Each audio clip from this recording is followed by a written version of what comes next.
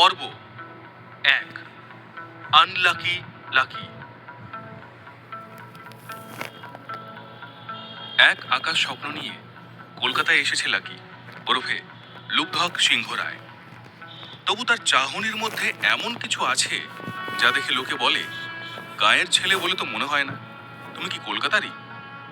যদিও দেখতে যথেষ্ট স্মার্ট আর আকর্ষণীয়, কিন্তু ছেলেটার পকেটে বিরাট টান।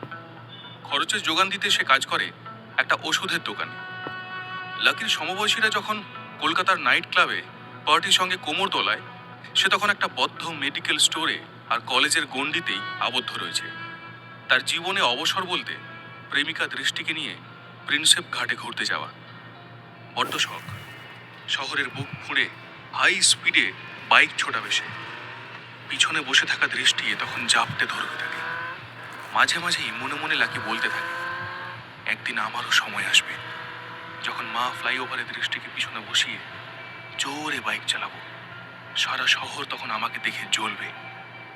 বিড়বিড় করে এই কথা বলতে বলতেই বার্নেল ক্রিমটা হাত দিয়ে টিপে ফেলে সে, আর সেই ক্রিমের ঢাকনা খুলে বেরিয়ে এসে একাকার কাণ্ড ঘটে। প্রচন্ড রেগে গিয়ে ওষুধের দোকানের মালিক তার মাথায় একটা চাঁটি মারে।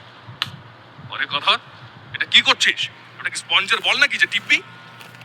মাথায় হাত দিয়ে কাঁচু মাচু করে বলে ওঠে লাকি, সরি সরি দাদা, আর হবে না। ফ্রি স্কুল স্ট্রিটের এই ওষুধের দোকানেই সে কাজ করে। অনেকদিন ধরেই সে একটা ভালো চাকরির চেষ্টা চালিয়ে যাচ্ছে, কিন্তু শিখেই যেন কিছুতেই ছিঁড়ছে না। দাঁত কিড়মিড় করে দোকান মালিক বললেন, এই বার্নাল ক্রিমটার টাকা কে দেবে? তোর বাবা। এটার দামে ডবল টাকা তোর মাইনে থেকেই কাটা হবে, তাহলে পরের বার এমন কাজ করার আগে দুবার ভাববি। ক্রিমটা লাকির হাত থেকে কেড়ে নিয়ে তার মাথায় আরেকটা চাঁটি মারতে গিয়েও থেমে গেলেন মালিক। আর তখনই দোকানের ফোনটা বেজে উঠল।